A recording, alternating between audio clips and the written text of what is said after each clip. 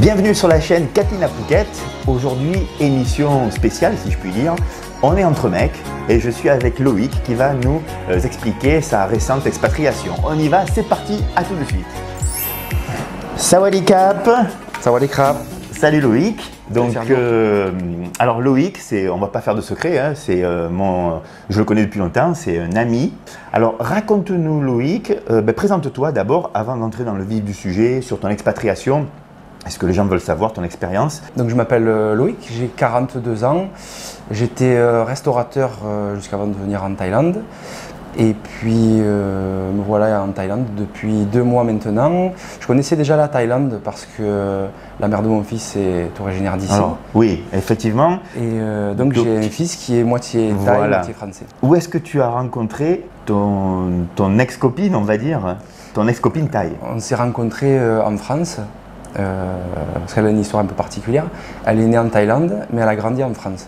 Donc elle est, pour ainsi dire, française. Elle est française. Dans la tête et thaï dans le cœur. Vous vous êtes séparés en fait, je pense qu'il faut en parler quand même, parce que vous êtes séparés avant de venir, c'est ça? Ouais, peu de temps avant de venir. Peu de temps avant de venir, donc ouais, c'est quand même un peu spécial. Et donc là, tu te retrouves en fait ici, on va dire, seul, avec ton fils. C'est ça, ouais. Que vous partagez, c'est ça? Ouais, on fait garde alternée. Ouais. Voilà, donc très bien.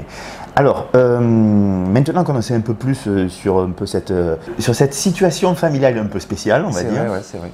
Pourquoi alors vous, mais on va dire toi maintenant, pourquoi tu as décidé de venir à Phuket? Qu'est-ce qui t'a fait qu'est-ce qui t'a donné envie de venir à Phuket, vivre à Phuket? En fait, à la base, comme tu dis, c'était un projet familial et l'idée, c'était de quitter la France pour la Thaïlande. Pour plusieurs raisons, mais principalement pour la douceur de vivre qu'il y a ici. Le lifestyle, voilà, comme on dit. L'absence de stress. Et puis, moi, je me sentais de moins en moins bien en France. J'avais l'impression que c'était un endroit qui ne me correspondait plus, aussi bien pour le comportement des gens, la lourdeur administrative. C'est quoi le comportement des gens? Qu'est-ce qui te chagrinait, on va dire? Qu'est-ce qui te gêne en France? Tu sais, quand il y a eu l'épisode Covid, je pensais que les gens apprécieraient les choses simples de la vie quand la vie est redevenue normale. Et en fait, je me suis aperçu que c'était quasiment pire. Je vois que les gens sont de plus en plus agressifs, individualistes. Donc depuis le Covid… Ouais, j'ai trouvé que ça ne s'est pas arrangé comme j'aurais pu l'espérer. D'accord. Et du coup, on s'est dit, le comportement des gens est quand même beaucoup plus cool en Thaïlande. Ils sont très tolérants. Oui. En France, tu sais comme c'est, tu es validé sur ta façon de t'habiller, sur ton niveau social, sur ce que tu penses, sur ce que tu es, sur plein de choses, quoi. On te met vite dans des cases alors qu'ici, tu peux beaucoup moins. Ouais, ce que tu veux. C'est clair. Oui, tout à fait. Ouais. Tu vois, peu importe tes orientations, tes origines, ou ton niveau de classe sociale, ce que tu gagnes dans la vie, les gens te considèrent de la même façon. Alors oui, les gens, on va dire… Après, il faut savoir que moi, j'ai quand même fait l'expérience plusieurs fois. Suivant les endroits où tu vas, il y a quand même une différenciation de classe. Hein. Donc, alors évidemment, il faut quand même… Moi, je pense qu'il faut généraliser quand on parle. C'est moins marqué en tout cas. Mais c'est beaucoup… c'est moins marqué qu'en France. Peut-être parce qu'il y a moins de riches, enfin, je sais pas, moins de classes moyennes qu'à Phuket. Bon, ouais. En tout cas, on a fait un peu toute la Thaïlande avant de choisir Phuket. Voilà, aussi, donc, pourquoi Phuket? On a fait Bangkok, on a fait Chiang Mai, on a fait Phuket. Et en fait, il y avait plusieurs éléments déterminants pour le choix de l'endroit où on allait s'établir. C'était notamment l'école. Et oui. Pour notre fils. Donc, le meilleur compromis, c'était Phuket. Parce qu'il y avait quand même Pattaya, où il y a une école française, je crois. Pattaya, ça ne me fait pas rêver. Ça te fait pas rêver, ouais, la plage et tout ça. Non, c'est pas ça, c'est le folklore qui tourne. Ouais, d'accord. C'est pas ce qui m'intéresse le plus de la Thaïlande. Bangkok, c'est chouette, mais l'école en elle-même n'a pas une super réputation. D'accord, ok. Et Chiang Mai, il n'y a pas d'école française. Donc au moins c'était réglé. Et donc par élimination, on va dire. On s'est dit, Phuket, c'est un endroit où il faut bon vivre, c'est une île paradisiaque, il y a une école française, ce qui permet de faire une transition pour lui qui parle que français pour l'instant, d'apprendre l'anglais, d'apprendre le thaï, et après il choisira ce qu'il a envie de faire. Donc tu nous as parlé donc, on va dire des relations interhumaines, les relations humaines, on va dire. Les interactions humaines. Les interactions humaines donc, en France et ici. Et tu as mentionné aussi brièvement le côté administratif. Le côté administratif et puis le coût de la vie aussi. Alors le coût de la vie. Parce que maintenant, à mon sens, hein, ouais. en France, avec 1500 €, c'est pas facile, quoi. C'est pas facile. Alors là, on ouvre un gros débat parce qu'il y a beaucoup ici dans les commentaires, tu sais, quand on dit est-ce que avec combien d'argent on peut vivre, quel budget pour vivre en Thaïlande, je sais pas si après, dans les vidéos de Kathleen. De ton niveau de vie, du style de vie. Je veux prétendre, quoi. Évidemment. Ouais. Si tu veux vivre normalement, que tu n'as pas des goûts de luxe démesurés, tu peux vivre avec 1500 € sans faire le ménage, sans faire la cuisine, sans faire la lessive, tu vois. C'est vrai. Regarde, moi j'ai le logement avec la piscine, on me fait le ménage 2 fois par semaine, l'électricité, internet. Un studio. Voilà.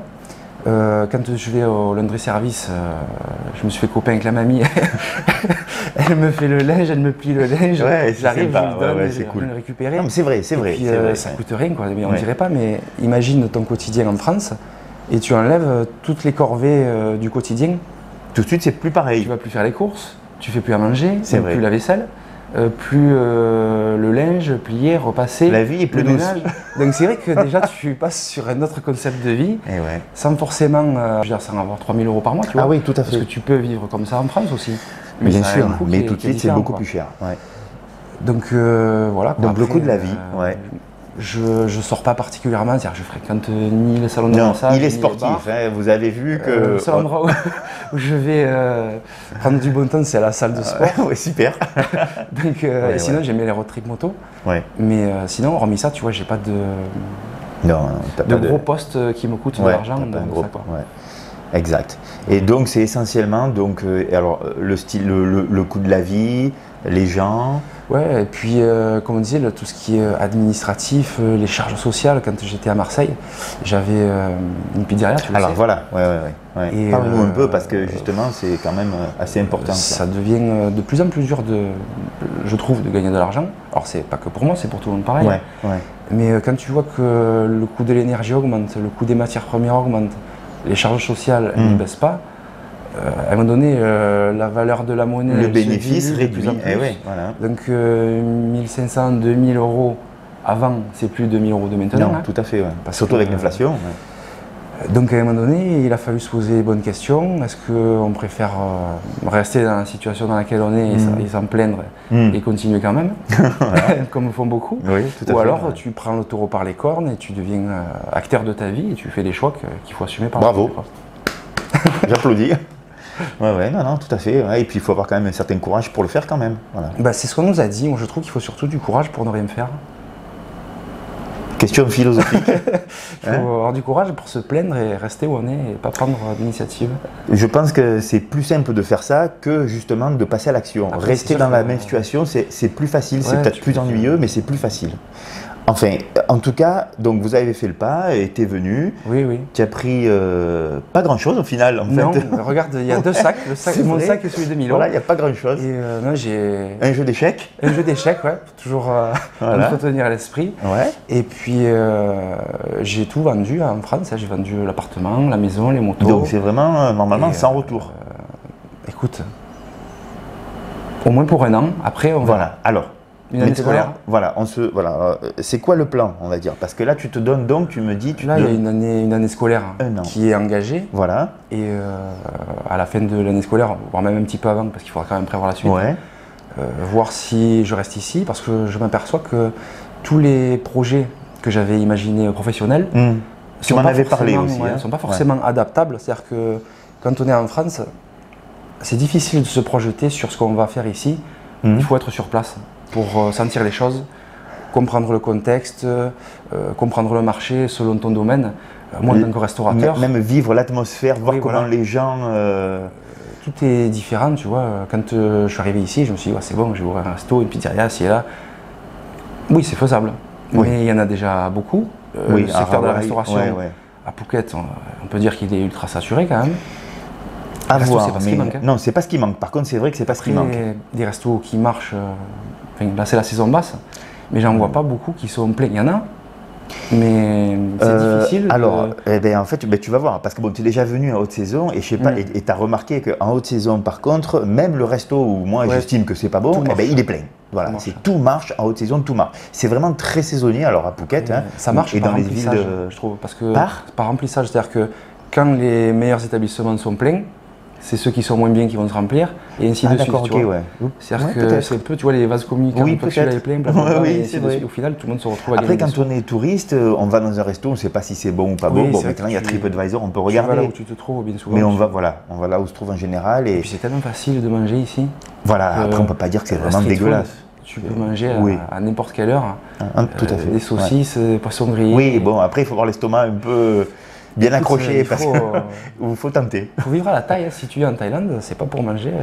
Alors ça aussi, alors c'est un autre débat. Ouais. Parce qu'il y a des gens, moi je connais pas mal de personnes qui ne mangent pratiquement pas thaï en fait du tout. Mais ça se respecte.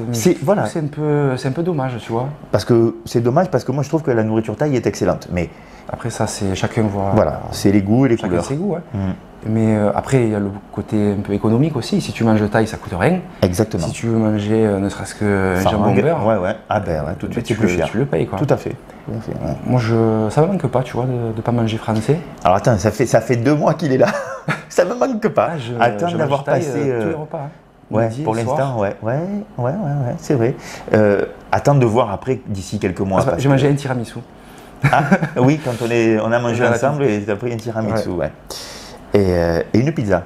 C'est vrai, ouais. Voilà. C'est ce que mes conseillers l'ont testé, c'est vrai. Voilà. Alors donc tu nous expliques qu'il y a une différence entre toi, ce que tu avais en tête en France, au niveau business, et ici, une fois arrivé sur place, ben, d'un coup, c'est plus pareil du tout apparemment. Il y a ça aussi, et puis ils te mettent quand même un petit peu des bâtons dans les roues, tu vois, pour protéger l'emploi pour eux. Tu vois que les lois sont faites pour les étrangers. Tout à fait. Et qu'eux, ils peuvent faire ce qu'ils veulent. Alors j'explique un peu pour ceux qui ne connaissent pas, et Kathleen, on a fait des vidéos sur ça. Si on veut faire un business, évidemment, pour chaque work permit, donc permis de travail farang, donc étranger, si on veut employer quelqu'un d'étranger, il faut employer 4 tailles. Donc c'est du protectionnisme, on va dire. Oui, voilà. Ils protègent leurs emplois. Tu t'obliges à travailler à condition que tu fasses travailler 4 fois plus de locaux. Quoi. Tout à fait. Voilà. Il faut que tu payes ton visa business. Oui, tout à fait. Et que tu payes ton permis de travail. C'est ça. Et renouveler toutes les années. Quoi. Voilà. Alors on peut faire ça normalement, on peut faire ça pour pas cher normalement si on le fait soi-même, mais comme c'est très compliqué, il y a beaucoup de papiers en ce qui concerne le permis, le visa travail on va dire, le non-immigrant B. Il y a beaucoup de papiers à fournir de la société, tout ça, et tout de suite ça devient très compliqué, et c'est pour ça qu'on fait appel en fait à des agents. Et là les agents, bon ben c'est à chaque fois, on va dire en gros c'est 1 000 € quoi, on va dire, pour le visa, et dans les 20 000 bahts, c'est-à-dire à peu près 400-500 € pour le permis de travail. Donc c'est vrai que ça fait des frais supplémentaires. Quand tu es en famille, il y a le visa étudiant aussi. Oui. Là c'est moi qui m'en suis occupé pour le visa de mon fils. Ouais. Et j'ai demandé à un agent. Et il m'a sorti un prix, écoute, j'ai failli tomber de la chaise, 55 000 bahts. 55 000 bahts. Ouais, alors que c'est facile, c'est pas comme le visa. Moi, je l'ai fait moi, ça m'a coûté 2000 bahts. 1900 bahts. C'est 2000 tourons, tu vois, il m'a fait la facture. D'accord. Après, c'est vrai que c'est un peu le parcours du combattant. Voilà. Je me suis fait aider par quelqu'un de l'école. Et puis, quand tu es sur place à l'immigration, tu le sais, c'est un peu, c'est folklorique, quoi. C'est-à-dire qu'ils te demandent des choses un peu abracadabrantes. Tout à fait, Puis, ils te demandent autre chose après, tu reviens 2 fois, 3 fois, c'est jamais la même chose. Ouais. C'est compliqué, c'est des démarches compliquées à faire, et c'est vrai que c'est assez décourageant. Par contre, tu voulais faire un business et puis investir dans l'immobilier. Moi, je voulais faire plusieurs trucs. Voilà, diversifier. Ouais, diversifier, c'était vraiment l'idée, tu vois. Alors bon, j'ai déjà diversifié avec certains trucs en France, mais voilà, le plan, c'était de s'établir et de s'accomplir ici, tu vois. Oui. Et je m'aperçois que c'est plus compliqué que ce que je pensais, parce que si tu veux un appart convenable dans un condo, ce qui te permet d'avoir l'accès à la propriété en totalité, sans passer par une société taille avec tout ce que ça comprend, il faut compter à peu près, pour un investissement rentable, à l'équivalent de 140 000 €, c'est ça. Qui génère 1 000 € par mois de peut-être même un peu moins avec. C'est ça. 1 000 € c'est si tu le loues à l'année. Hein. Oui. Après, si tu fais du short terme. Oui, mais alors là, on avait fait une vidéo encore une fois avec Kathleen. Il y a des conditions où on ne peut pas, il y a des conditions. Il faut regarder la vidéo, c'est assez. C'est pas compliqué, mais c'est pas. C'est réglementé, quoi. C'est réglementé, voilà, c'est le mot. Donc, alors tu t'aperçois, c'est un peu la douche froide au final. Ouais, c'est vrai. C'est un peu la douche froide. T'es un peu déçu. C'est plus compliqué que je pensais. Parce que c'est vrai que quand tu regardes un peu les vidéos, ce que les gens en disent, parce que chacun dit la sienne. Évidemment. Mais au final, qui va vraiment chercher les informations qui sont valables maintenant, parce qu'il y a tout le temps des mises à jour. Et puis il y a des mises à jour, ça change très vite ici. Tu as plein d'annonces et tu te dis, putain, il y a des super studios, à pas trop cher, à 40 000, nanana. Mais en fait, les annonces, elles y sont, mais ils sont vendus. Et en fait, c'est des hameçons pour te capter et te dire, celui-là, il est vendu, mais regardez, j'ai ça. Ils laissent les annonces pour attirer le monde. Et donc, au final, tu le sais que vraiment, quand tu fais la démarche. Quand tu es ici et que tu vas voir. Tu ne vas pas contacter quelqu'un quand tu n'es pas dans le pays pour dire, je suis intéressé. Acheter à distance, déjà, acheter sur place. Il peut y avoir des mauvaises surprises. Oui. Alors acheter à distance, ça c'est ultra déconseillé. Ouais. Donc c'est vrai, là c'est peut-être une information, une recommandation qu'on peut faire aux gens. Si vous voulez donc investir dans l'immobilier, c'est vrai qu'il faut vraiment être sur place, visiter, regarder, et même avec des agents en fait à distance, c'est sûrement pas le top. Hein. Tu peux dégrossir, mais pas prendre de décision hâtive, quoi. Depuis ton arrivée, en fait, comment, par contre, alors peut-être que tu as été déçu au niveau business, on va dire, investissement, ce que tu veux faire, tu sais pas trop encore, tu es dans le flou là pour l'instant. Hein, ça fait 2 mois que tu es là et tu sais pas trop. Bon, donc, et le temps passe vite. Le temps passe très vite. Et les sous. Et puis tu t'aperçois, en fait, quand tu travailles pas, tu dépenses des sous. Oui, c'est ça. Parce que même si tu fais pas des trucs de fou, tu fais pas des activités, tu vois. Ça fait que de sortir, il n'y a rien qui rentre. Pas du bamboo rafting tous les jours. Hein. Oui, tout à fait. Mais c'est vrai que tu vas manger, tu vas boire un coup, tu vas balader, et puis tu vis, et donc normalement. Quoi. Et c'est sûr que tu dépenses un peu plus de sous quand tu travailles. Quoi. Alors, donc peut-être un peu déçu par rapport au niveau du business et par rapport à ta vie, au lifestyle que tu cherchais, c'est-à-dire les gens, la douceur de vivre, parce que c'est ce que tu imaginais quand tu venais en vacances. Là, je parle de mon point de vue uniquement, tu vois. Ouais. Quand tu viens, pour les gens qui veulent venir seuls, tu vois, tu viens, t'as pas de copine ou quoi que ce soit, tu fais la démarche, célibataire. Allez, je pars là-bas. Il faut pas s'attendre je trouve, à se faire des amis rapidement, surtout avec les tailles. Il y a il y a une telle différence culturelle que c'est difficile de discuter un peu avec finesse, tu vois, et d'aborder certains sujets. À part ceux qui ont fait des études à l'étranger, déjà qui parlent bien anglais. Mais tu ne peux pas aborder tous les sujets et pouvoir en discuter comme tu pourras en parler avec des Européens même, tu vois. Donc au final, ils sont abreuvés intellectuellement différemment et ça fait des êtres humains différents et du coup, tu t'aperçois que on n'est pas sur la même longueur d'onde. Très gentils, ultra souriants, toujours prêts à te rendre service, quoi que ce soit, ça manque un petit peu de profondeur, de consistance. De consistance. On ne peut pas faire des grands débats. Là, tu parles avec des tailles, en fait. Mais ici, on est à Phuket, et c'est vrai qu'il y a évidemment, il y a des tailles. Il n'y a pas beaucoup de locaux, j'ai remarqué. C'est beaucoup de gens qui viennent des autres provinces et qui viennent travailler. Tout à fait, il y a très peu de tailles de Phuketiens, Phuketois, je ne sais pas comment on dit, mais c'est vrai, de gens de Phuket. Il y a beaucoup donc, de gens qui viennent d'ailleurs, des autres provinces, et qui viennent travailler ici. Ça, c'est absolument vrai. Et donc, tu vois que les relations avec les Thaïs, c'est quand même assez difficile, tu me dis. Hein, voilà. À Bangkok, c'est différent, je trouve. Ah, ok. À Bangkok, déjà, il y a une telle. Tu es resté un petit moment à Bangkok. Ouais, j'ai beaucoup aimé Bangkok. Si j'avais pas pour le petit. Ouais, c'est vrai que c'est moins paradisiaque. Il y a une telle énergie à Bangkok. Et puis, ça dort jamais, quoi. Non, c'est vrai. 24 heures sur 24, tout est ouvert en permanence. Et à Bangkok, il n'y a aucun interdit, il n'y a aucun truc que tu peux te dire j'aimerais faire ça, mais c'est pas possible. Tout ce que ton esprit te permet d'imaginer, tu peux le faire. Tu peux le faire, Donc ça, c'est cool.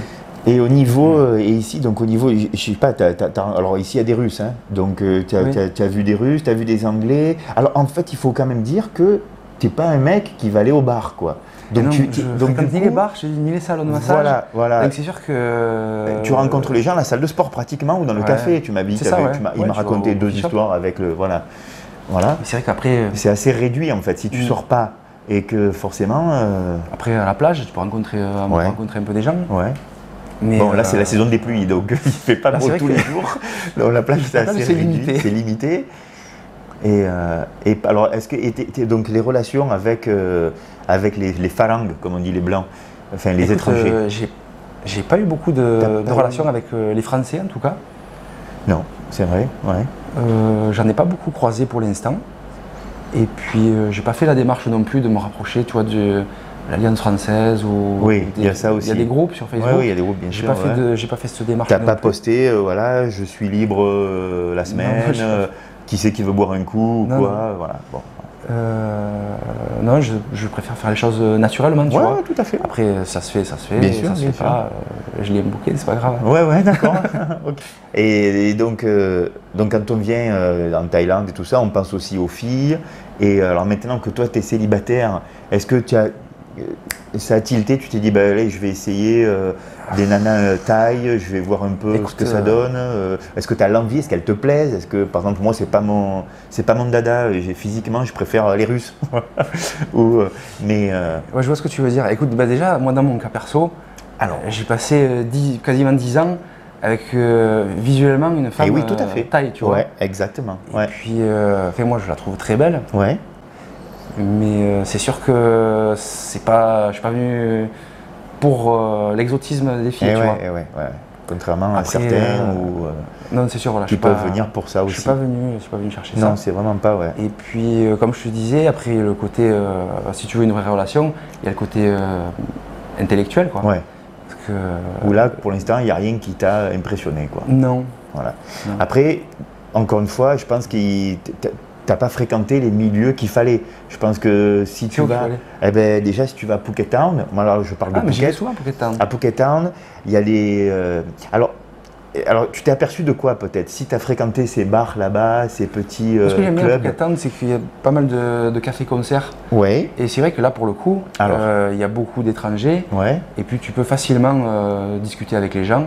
Ici, c'est quand même plus facile de discuter avec des gens. Oui, moi, je trouve qu'en France, en tout cas. Oui, tu peux facilement briser la glace et papoter toute la soirée. Et, après, et là-bas, tu n'as pas trouvé donc, des Thaïs avec qui tu as pu…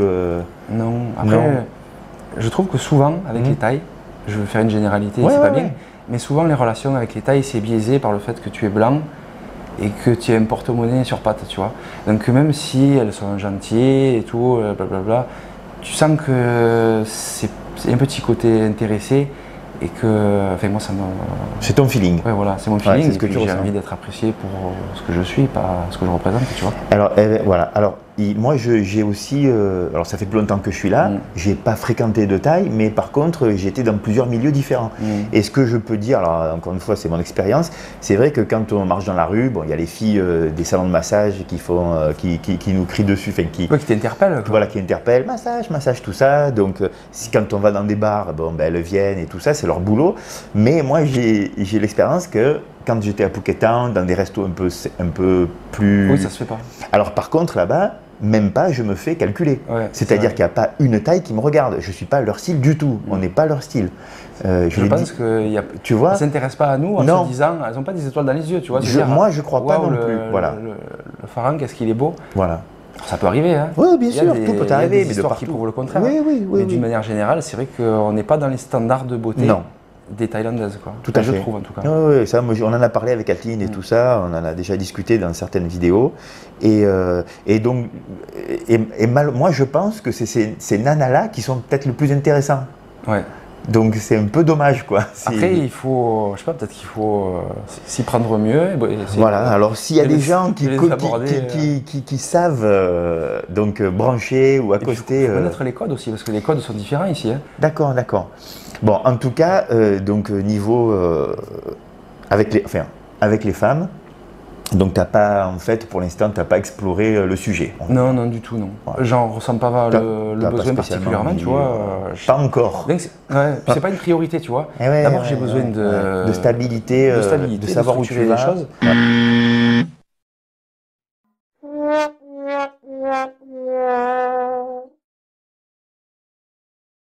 Oui, là on a parlé de mon cas particulier, du fait que voilà, quand tu viens en Thaïlande et que tu es actif, voilà, c'est une chose. Après, que tu trouvais ça difficile, c'est pas aussi simple qu'on peut se l'imaginer. Voilà. Par contre, si tu viens en tant que retraité, je pense que là, c'est beaucoup plus simple. C'est-à-dire que tu n'as plus que les avantages, tu vois. C'est-à-dire que tous les côtés positifs, tu peux en profiter. Et les côtés négatifs du fait de gérer les staff, trouver un business, investir, tu vois, bon, tu peux investir si tu es retraité, si tu as des rentes. Oui, en tout cas. Mais dire si tu as une retraite, je sais pas, qu'à 2, tu as 2000-2005. Oui, de toute façon, il y a un minimum à avoir. Ouais. Tu peux profiter. Tu n'as que les avantages en fait, de la taille, sans en avoir les inconvénients, le visa difficile à faire, le staff à créer une société, etc. etc. Ouais. Tu peux profiter du cadre, de la douceur de vivre, du fait que les tailles sont gentils, conciliants, et tu vis jusqu'à 100 ans.